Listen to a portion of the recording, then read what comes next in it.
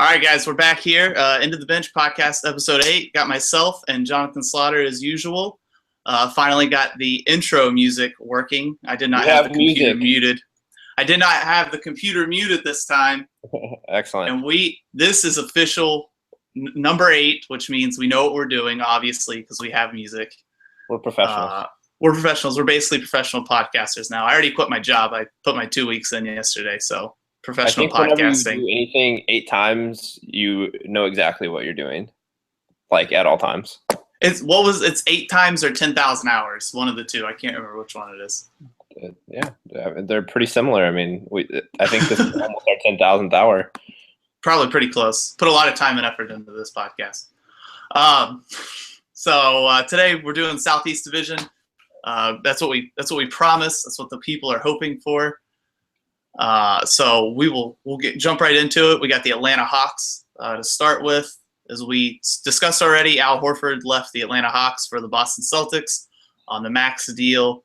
And then their other loss this offseason, big loss, would be Jeff Teague in the trade that sent him to the Pacers. Do you think I think both those moves are going to be impactful for them. Obviously, Al Horford is a good defensive player and fits what they want to do on offense with ball movement. Teague, I think, is a replaceable point guard. He's good. He's quick. And when he plays well, he's generally playing pretty well. He puts defense on its heels. What do you think about those losses for the Atlanta Hawks? I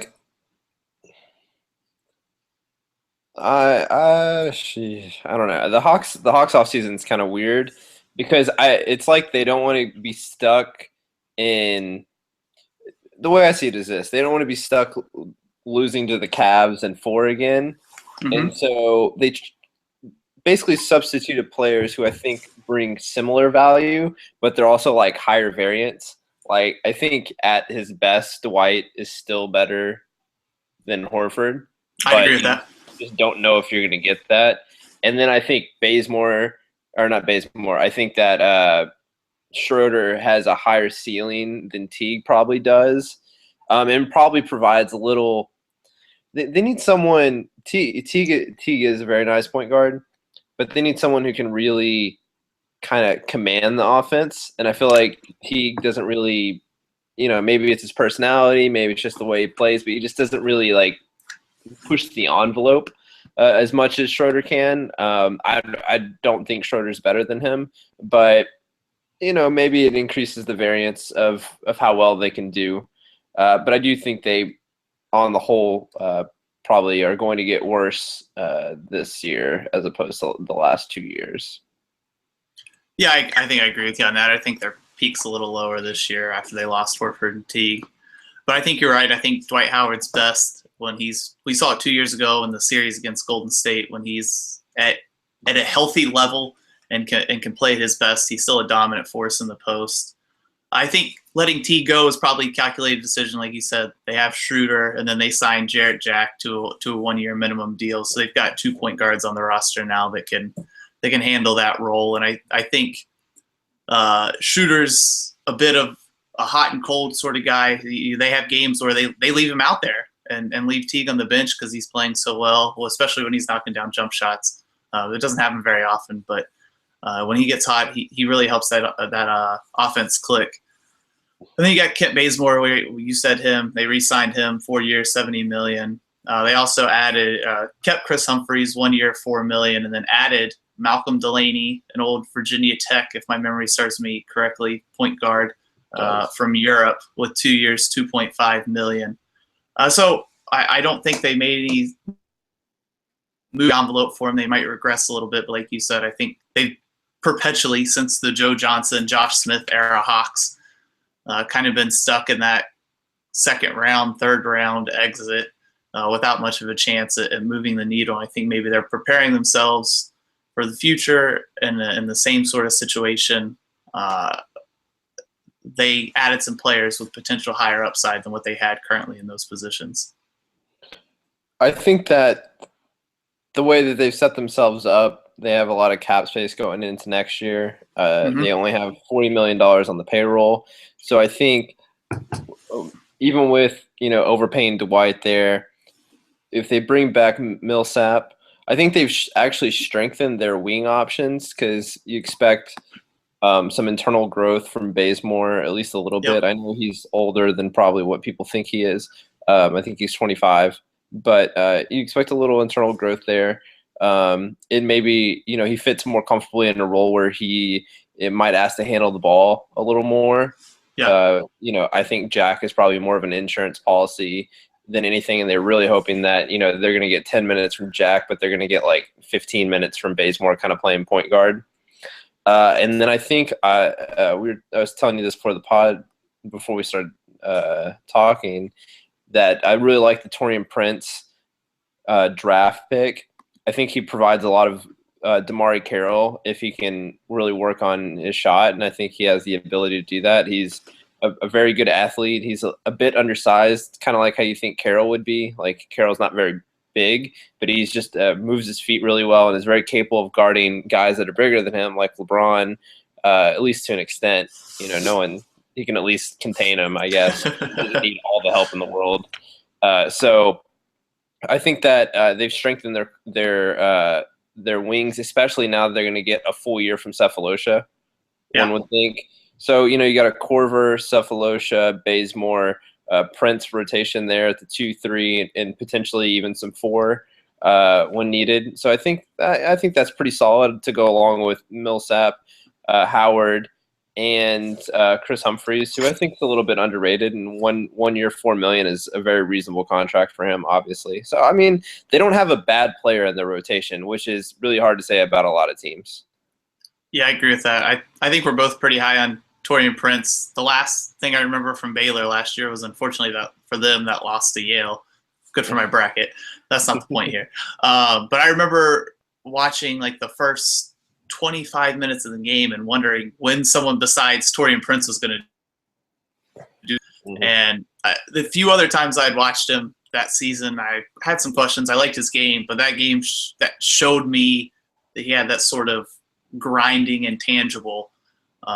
And so I'm impressed with Taurean Prince. At least I was in college, and I think he can bring a lot of that. And then their other first-round draft pick was DeAndre Bembry, who is also a small forward, so it's clear they were trying to look and fill that Damari Carroll hole at small forward that was left when he went to the Raptors. And everything I've seen from him in Summer League and read said he had a pretty good Summer League and that the Hawks are pretty high on him. So, like you said, some internal wing growth will help them out a lot. Another year for outside of Teague and Horford, the core being together. So that should help them some. But I think, like you said, internal growth, and next year, presumably Paul Millsap opts out, tries to make a little bit more money, but we're going to assume right now he would stay with the Hawks. That they're really relying on internal growth, and hopefully they'll have maybe some max cap space depending on what the cap ends up at next year. I think one interesting thing before we move on to the Hornets is how Budenholzer adapts his team as opposed to teams of the past, where this team is just not going to be as good of a shooting team as the last two have been. And I'm interested to see what kind of sets and what kind of tempo they have in order to facilitate other types of offense that don't revolve around the three-point shot. And I think this will be a true test of how malleable of a coach he is. Yeah, I agree. I think there's going to be a lot of Schroeder, Dwight Howard. I'd like to see some Paul Millsap, Dwight Howard pick and roll would be pretty interesting in that offense. But yeah, Budenholzer is really good at playing to his team's strengths on offense and defense. And if Dwight Howard can start, commanding double teams, maybe you can put Korver on his side, get him some open looks, which Lord knows those are tough to come by for him because teams started keying in on him even more than usual last year. And he struggled more than usual from three. So I think maybe Howard's presence could help him some too. But we'll see. They're still going to be a good basketball team. They're still going to be in the mix in the playoffs to win a round or two. Just we both think that their ceiling's a little bit lower, or their ceiling's a little bit higher, but they probably won't perform as well this year as they have been the past couple of years. So you teased them already. We're going to move on to the Charlotte Hornets now. They lost Al Horford, Courtney Lee, Jeremy Lin. Al Jefferson. Oh, sorry. Yes, Al Jefferson. Too many Al's to start the podcast.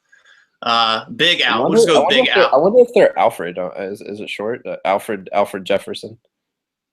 Wow, that's interesting. Maybe we should have nicknamed one of them the Butler then. There you go. We're really it's too late in their career now. Unfortunate.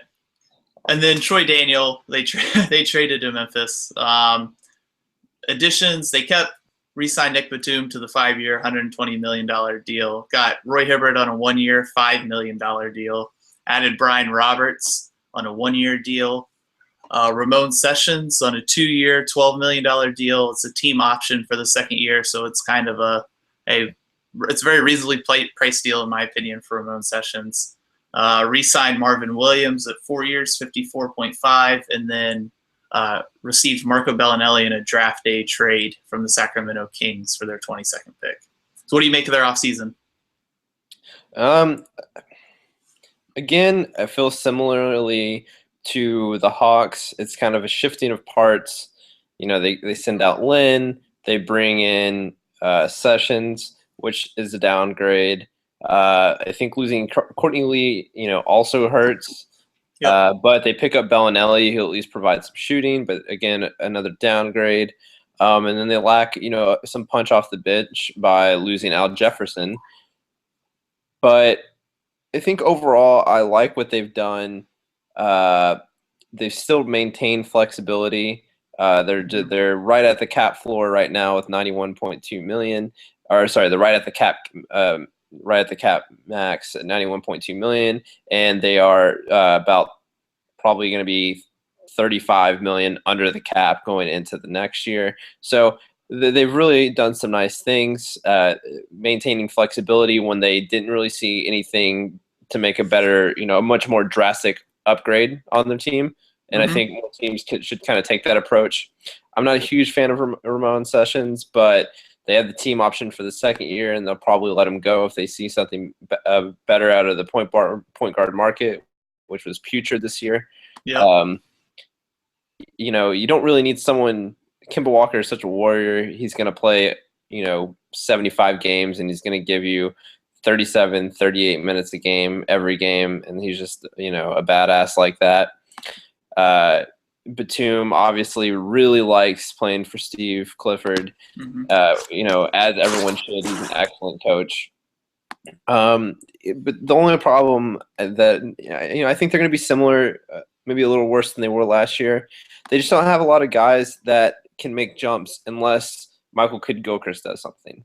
Kaminsky's not going to probably get that much better, but if Kidd-Gilchrist can really start shooting the ball at a slightly below average clip, which would be a great improvement. Things can happen because I do like the roster, and I like the Marvin Williams contract is probably a top 5 contract of this offseason. It's an excellent deal. 4 for 54. I mean, that's way below market value for a starter. And maybe the last year of that deal is not going to be so great because he'll be 35, I guess, by the time that's done. But somewhere around there.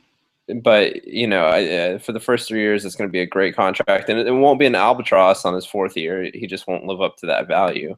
So right. I think, and I like the Hibbert signing. They did need some second man unit defense with some length.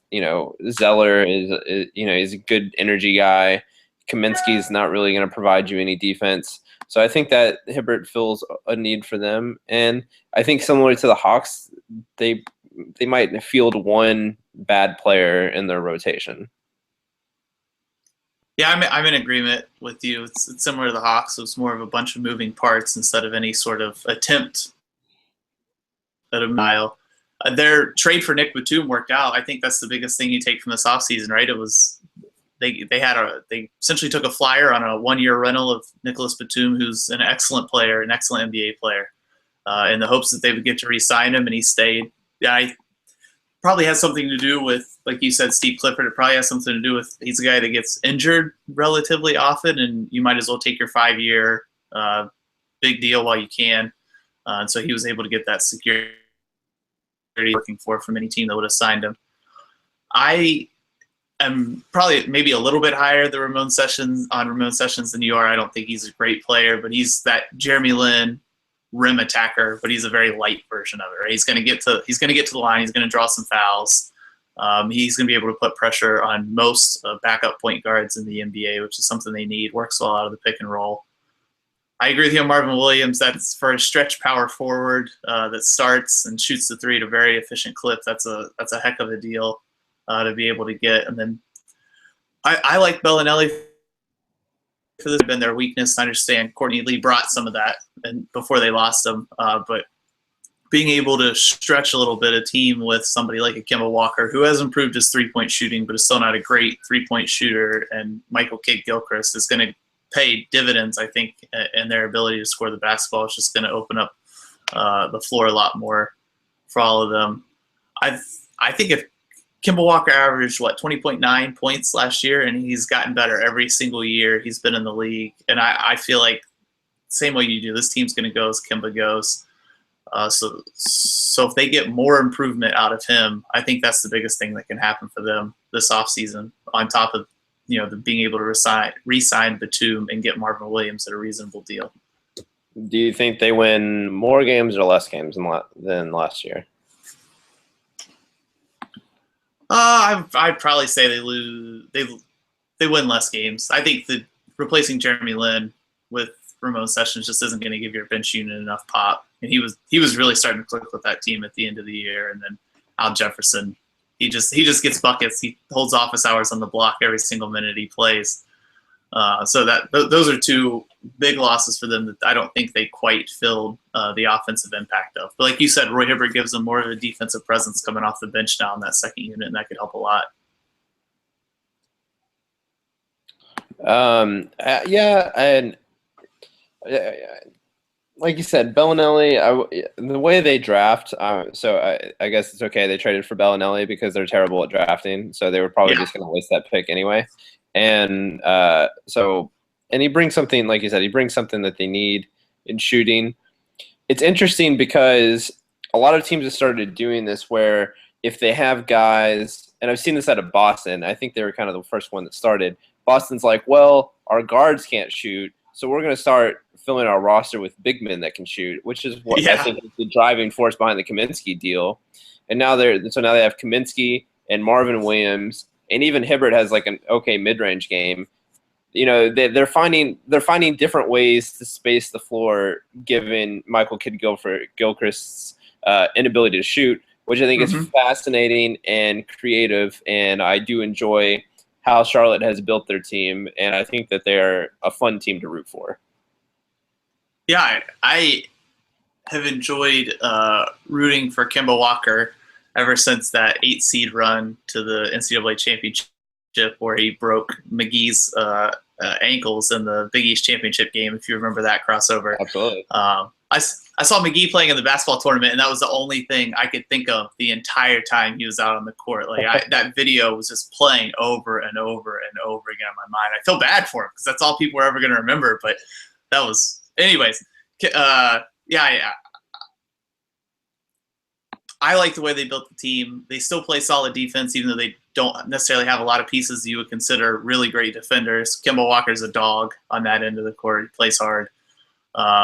Bellinelli, obviously, like we said, he's going to be a step down from Courtney Lee on that end. Courtney Lee's a really good wing defender, but Marvin Williams holds his own for an undersized post player. And I think they'll be as good defensively, where I think their losses will come around the offensive end.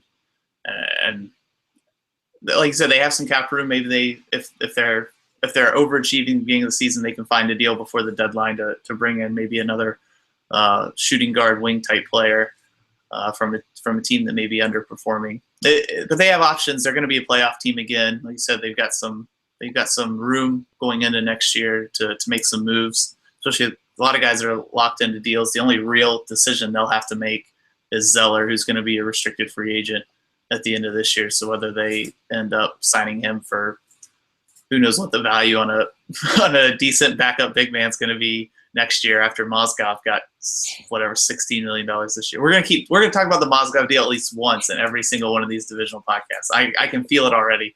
It's a recurring thing. I know. Jeez, that deal. Anyways, I think they're set up. They're going to be good this year. They're going to be a solid playoff team that'll give somebody some issues, if not advance past the first round. And they're set up well going into the future with some really good pieces. So all in all, I like what Charlotte's doing from basically a dumpster fire they were 4 or 5 years ago. I will say that they win like 51 games this year. Really? I will say I think they will. I think part of that has to do with the rest of the East getting worse, kind of moderately, but I think that they'll win more games. That's interesting. All the projections I've been seeing have Boston finishing second with 51 wins this year. Mm. So you think Charlotte finishes second in the East? You're going to go out on a limb right now? I don't know if they would finish. I think they could finish third in the East. Second in the East last year, 56 wins. Yeah. So Boston could have more than 51. The thing is, I just don't know who's going to finish higher than them. Toronto probably is a little better. Boston is better, but I don't think Atlanta's better. I don't think Miami's better, who we're going to talk about next, because Yeah. I'm good at teasing things. And then the Pacers, I'm like not as high on their offseason as others. So I think that they win 51 games. I'll say. I will put money on that over/under on the over for the Hornets. Well, that's a conversation for us to have another day. But yeah, I'm probably in on that one if it's much lower than that. We'll talk about the Pacers later. That's probably the only team I disagree with you on. But everybody else, I agree with you. I think they're better than everybody but Toronto and Boston in the East Cleveland. As far as obviously, yeah. Cleveland's in their own conference. They're in their own conference. They just like hang out until the playoffs. You have to talk about them, and then they just magically get a 1 seed. That's how it works. All right, tease Miami. We're gonna go into Miami now because we've rambled enough about Charlotte. Miami probably had the worst offseason. Would you? I agree. I think they had an offseason, right? From expectations, they had the most disappointing. Yeah, I agree. I would give it an F off season. So let's explain why we would give it such a terrible rating. Lost three starters: Luol Deng, Dwayne Wade, and Joe Johnson, and Gerald Green. Can't forget about Gerald Green, who just signed with the Celtics. We missed that. He signed with the Celtics after that podcast. So everybody know that comes to this podcast for their off-season free agency information. Gerald Green is a Boston Celtic now. They re-signed Hassan Whiteside to a max deal, which he probably doesn't regret it too much because he got paid almost $100 million for 4 years. But he probably could have signed with a team that has a brighter future than the Miami Heat currently have after the departures of Dwayne Wade, Luol Deng, and Joe Johnson. They brought Wayne Ellington in, 2 years, $12 million. Haslam, I'm pretty sure he's going to play for the Miami Heat until he dies. 1 year, $4 million.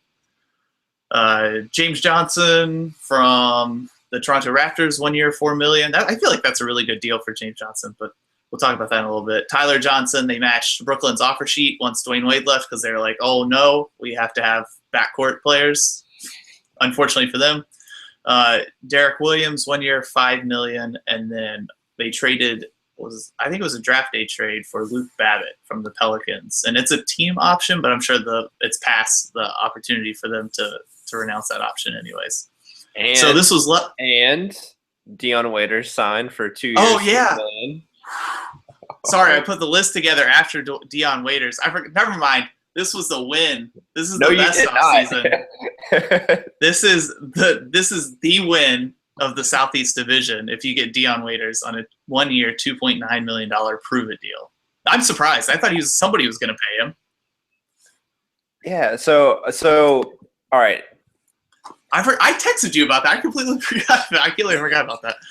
So I'm not as low on the Miami offseason as most people, I would presume, because I think even if they had the perfect offseason, quote unquote, sans signing KD, I don't think the team is like destined for greatness, right? Like, yeah, I agree with that. They were probably going to have to lose Deng in that. So you're bringing back Dwayne Wade, Joe Johnson, and then you're kind of hoping Chris Bosh can play. Right. So, and then you're bringing back Whiteside. Like, I think that team's good, but I don't think it's great. Yeah. So I think in this way, they're actually outside of the Tyler Johnson deal, which I think is, I wonder if they regret that deal more now that they got Waiters, because I feel like they kind of have like a thing at the 2, but I guess they're expecting Tyler Johnson to play some 1. But I don't really think he's a good point guard. So Nope. I don't know. Outside of their point guard situation, I kind of like where they are going forward.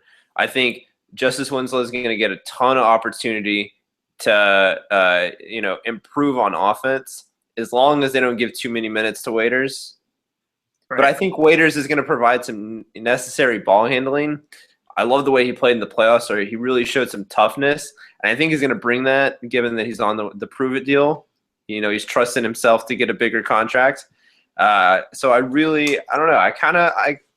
I'm not saying I like their offseason, but I like that they basically cleanse themselves of old players outside of Haslam and are like, well, if Bosch comes back, that's great. I think they'll be a solid team. But if he doesn't, we have a lot of young guys that are going to get some run. And we have a lot of guys that are just on 1-year deals, and we'll just reset going into next year where they're going to have at least a max cap spot and maybe more if Bosch ends up retiring or whatever. So I think they're actually set okay, despite I don't think they'll make the playoffs this year.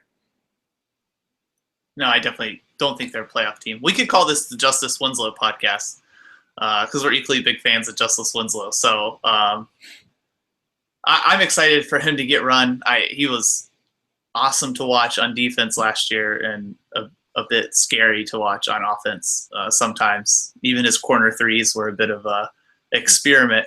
But he's going to be. I still think he's going to be the best player out of his draft class, and this is going to be kind of the opportunity for him to learn. Like you said, they got a bunch of young guys, so it's not going to be quick leashes with guys like that. Where you think he'll be better than Kristaps? Oh, sorry, no. Karl Anthony Towns and Kristaps are probably going to be better, but I think he's the 3rd best player in that draft class. Okay. Him and Moutier will battle for 3rd. I can see that. I can see that. I would go to war with Justice Winslow. Not figurative war. I would go to literal war with Justice Winslow and feel confident I was going to come out of that alive because I think he's that kind of worker, and he plays that. I hate war metaphors in sports, and I just did it. I feel really bad about that. Anyways, Tyler Johnson, every time I watch him play, he doesn't impress me. So 4 years, $50 million. I'm sure that knee-jerk reaction, oh no, we don't have Dwayne Wade. What do we do? It's kind of like the Ricky Bobby, I don't know what to do with my hands sort of thing. And so they just matched that offer sheet and then end up I would search Twitter or Google every now and then, has Dion Waiters signed yet? And find nothing. And then yesterday it just pops up to be 1 year. And I am equally excited and scared for Dion Waiters on a 1 year, $2.9 million prove it contract. It's going to be incredible to watch and also horrifying at some points. But I was the furthest person from Dion Waiters Island, which is apparently a beautiful place. And during the playoffs last year, I kind of jumped back on it a little bit because I'm on it. I know you are. Oh, you are full on Dion Waiters Island. There's like you and 5 other people on it right now. I don't know if Bill Simmons is on it anymore, but it could just be you and Bill and Zach Lowe for all I know. If he starts, they should just start him at point guard. Why not?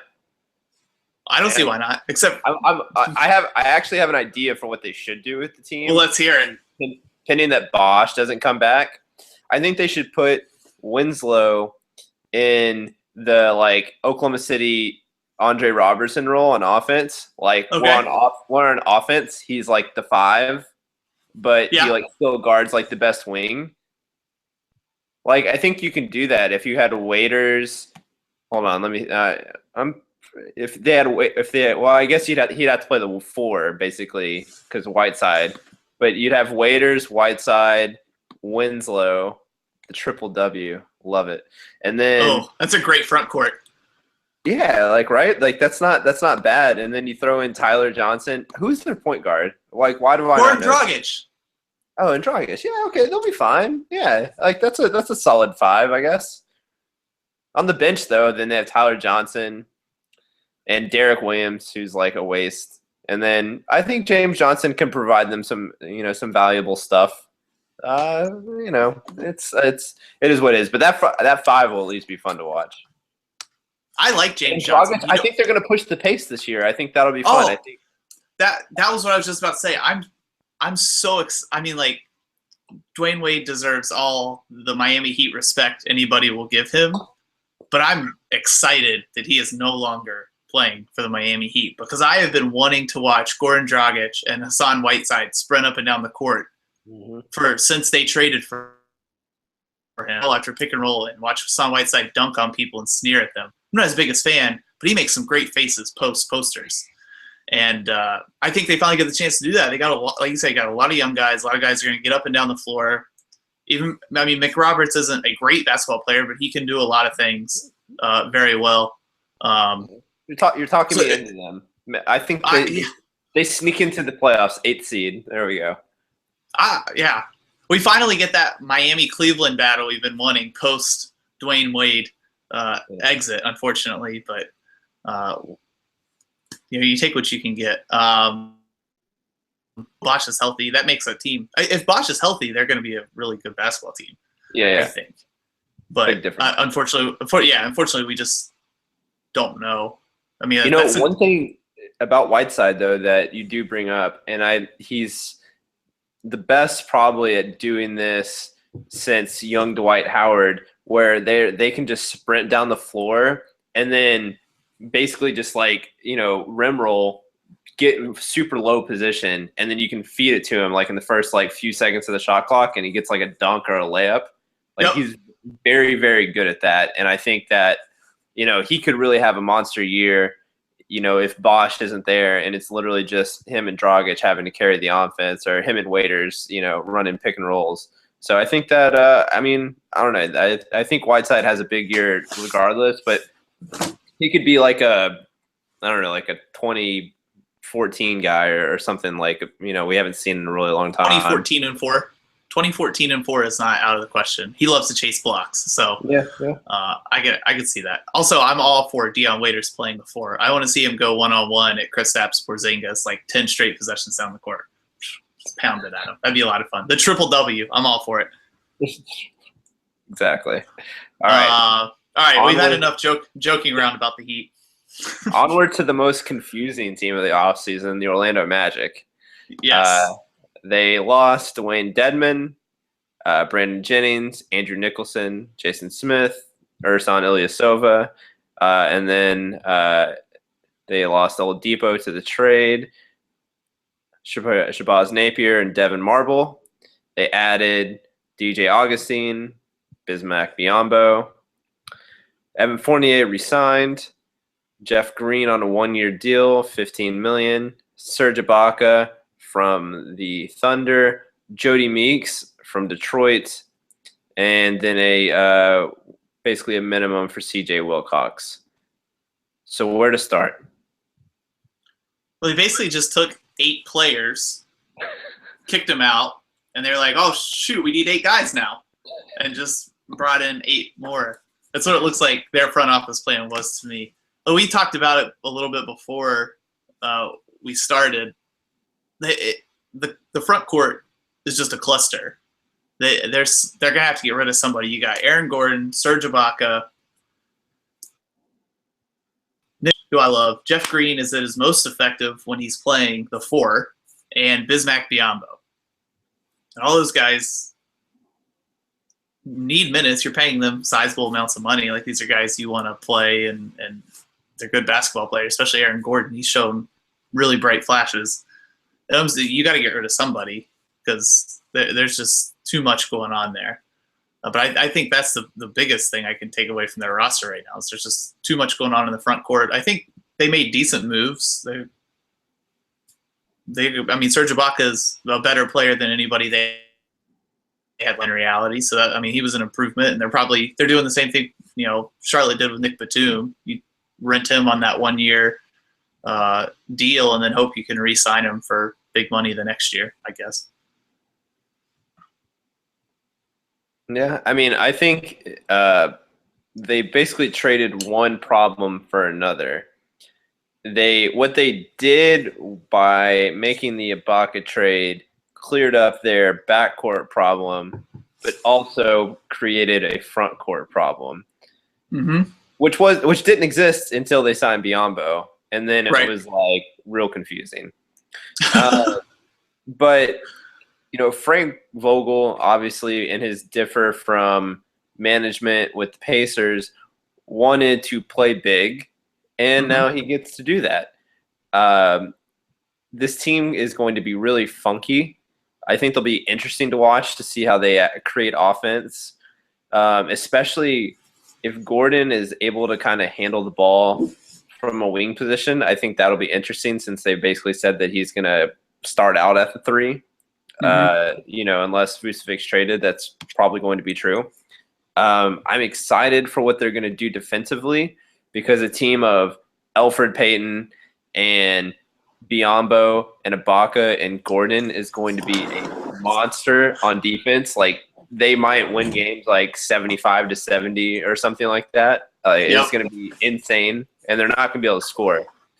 But this is where I hope that Hezonja gets some playing time because they say he just has like absurd confidence. Like, that's all I hear about. He's just like is insane with confidence, and now he's going to basically get to be playing with like 3 guys who can't play offense and Ibaka, who is kind of lost himself a bit.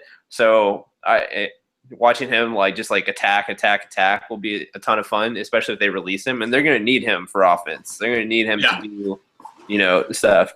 So I'm interested to watch the Magic. I think they'll make the playoffs. I think they'll have the best defensive net rating in the league.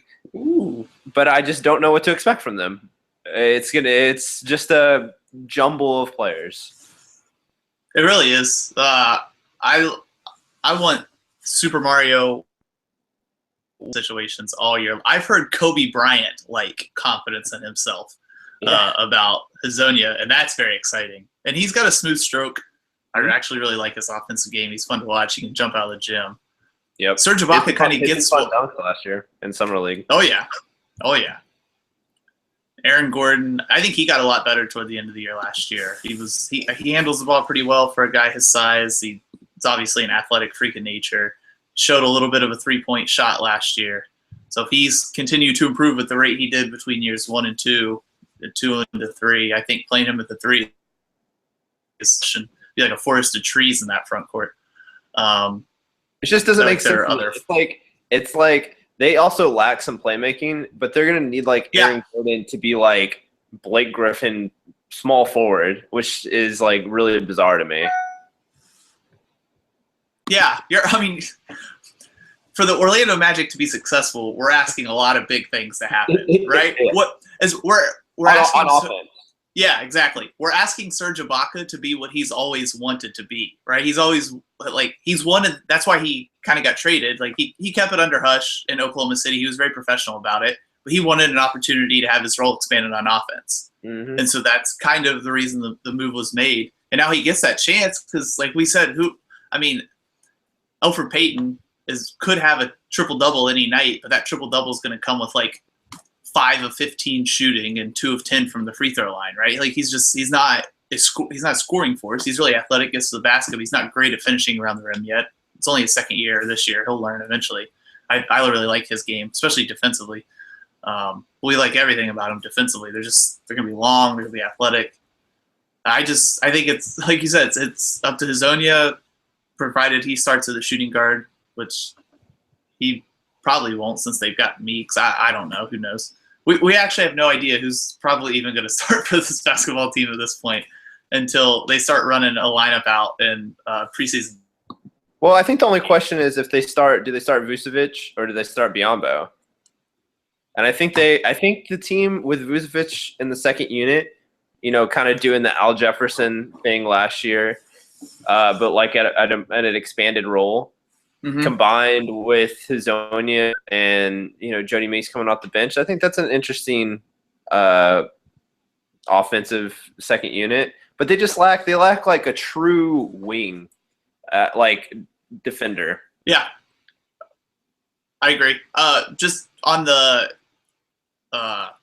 Vucevic note, I agree with you in the Orlando Magic basketball sense that he should come off the bench. That makes the most sense. But team breaking Brad Stevens in our fantasy basketball league would really like it if Vucevic started and still saw about 30 minutes a game, even though it's probably not likely anymore.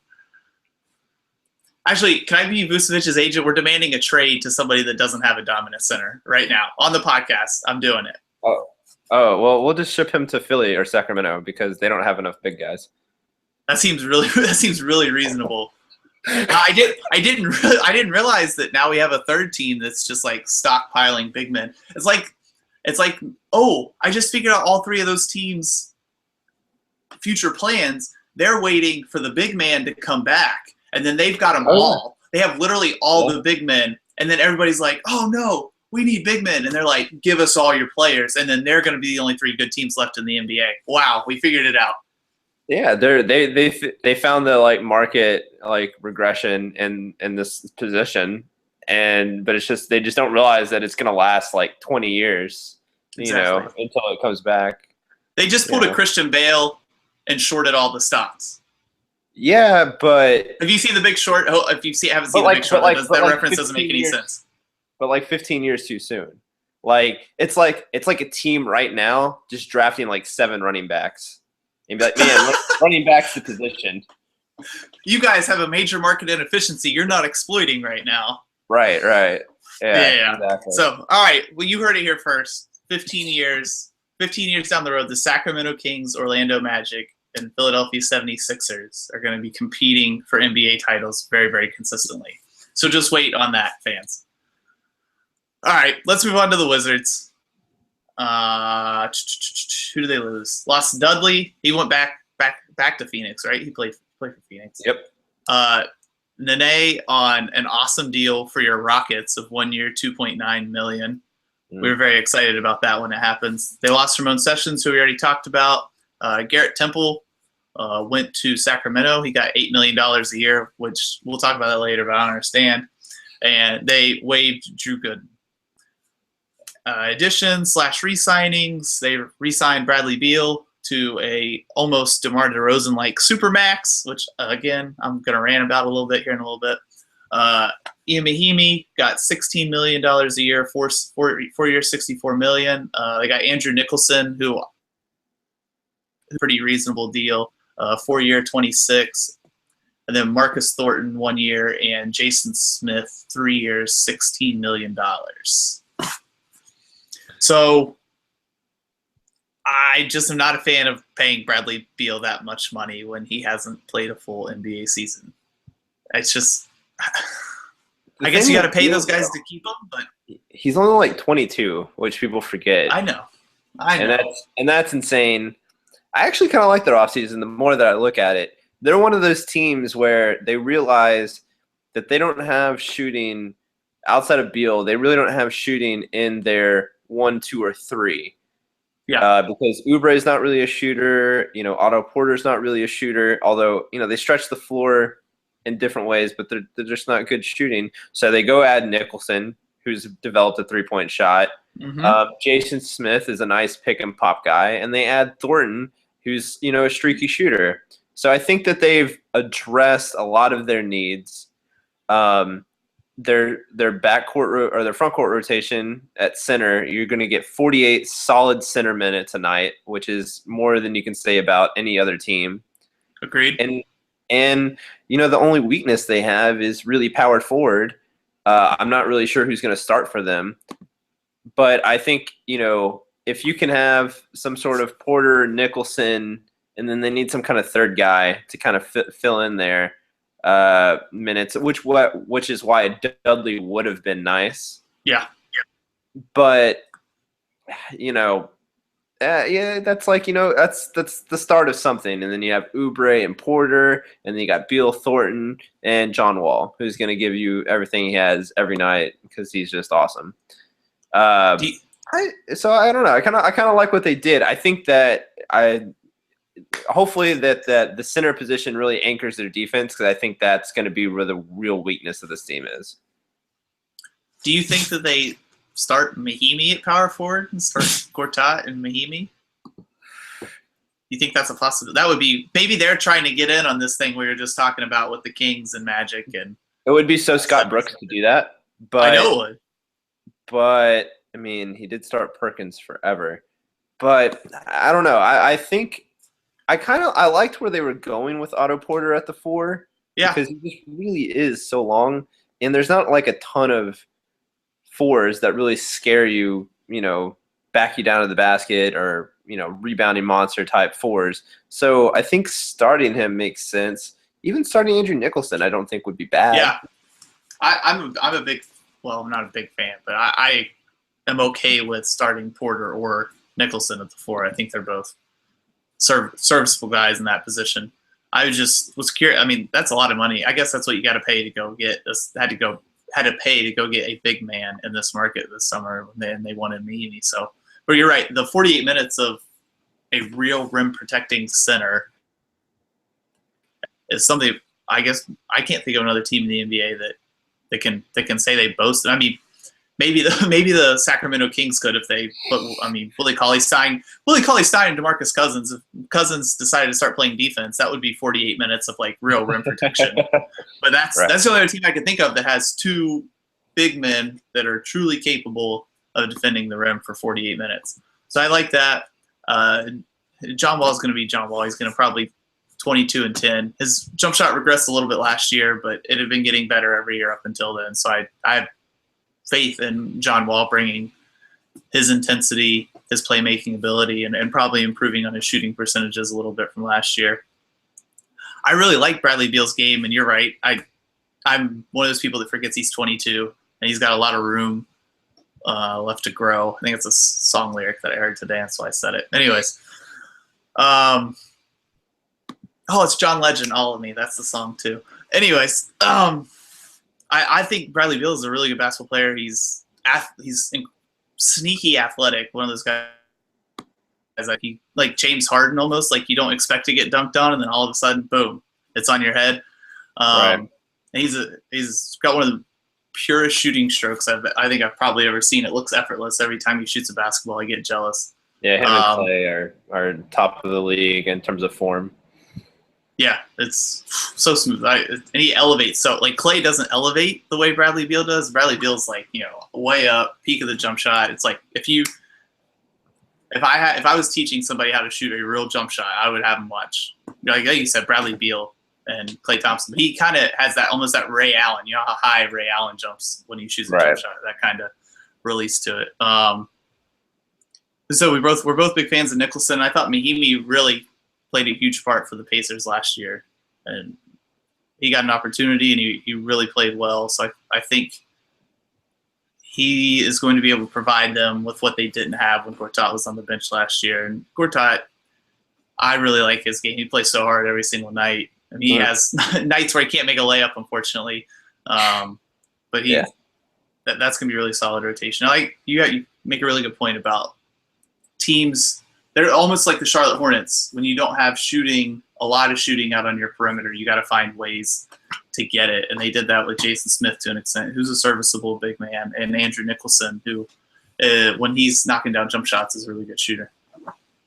I think that the final thing about the Wizards and what they're hoping for and their idea is that, they have some young pieces and they hope that Scott Brooks can kind of do what he did in Oklahoma City and kind of foster them into a professional growing environment, which I don't think Whitman, provided. While he did provide some stability and some respectability, I think Scott Brooks kind of takes that to another level. And he really hopes that you see Otto Porter and Kelly Oubre making nice jumps this year, facilitated by John Wall and Bradley Beal. Really, Beal can get better, but even if he's just as good as he was last year and he stays healthy, that's a really good player. Maybe he's not a max player, but it's still a really good player. And so I think that those are the kinds of things you want to see from your team. The one thing that sucks with Washington's position is that they're kind of like Toronto, where they just don't have a lot of cap wiggle room. Even going into next year, they're going to have like $17 million, which is not a lot comparatively. So that's the one thing where they're really they made the right move. They foresaw that they were going to be in this cap problem because of Beal's contract and stuff like that. And so they went in for Scott Brooks, knowing that internal growth was the way they were going to have to improve to get better as a team. And they are really going to rely on that. And I think that's kind of the right way to look at it, even if it doesn't bring about the right results. I I hadn't really thought a lot about Scott Brooks when we were going into doing this, but I think you're 100% right. He, for all of his shortcomings, starting Kendrick Perkins for God knows how long, and a stagnant offense, he did a great job of developing young talent. All those guys loved Scott Brooks. You know, he hit it with Westbrook, Durant, and Ibaka. He had all three of those guys an opportunity to help make them right.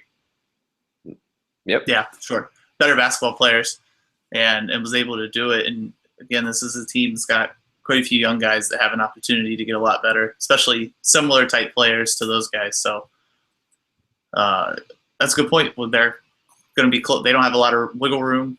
Definitely not this year, and not a ton next year to go out and make another big sort of splash in DC. So Scotty Brooks was definitely the way to go, and I think internal development for them over the next couple of years is going to be really, really important. So yeah, I think they'll be. I mean, they can't be worse than they were last year. So, well, I feel like everything just went wrong for the Wizards last year. The wheels just kind of fell off. They should have. I mean, they're by all accounts, in my opinion, an Eastern Conference playoff team or a good basketball team. So I think we talked ourselves into everybody in the Eastern Conference or the Southeast Division except for the Magic. Well, no, you said the Magic are making. God, we're going 5-5 in the Southeast Division this year. It's definitely the most competitive division, I think. Yeah. Outside of the Southwest Division is the most competitive division. Yeah, I think I agree with that. I would definitely agree with that. All right. I think everything for the Southeast. We got any other tidbits to add? I got nothing.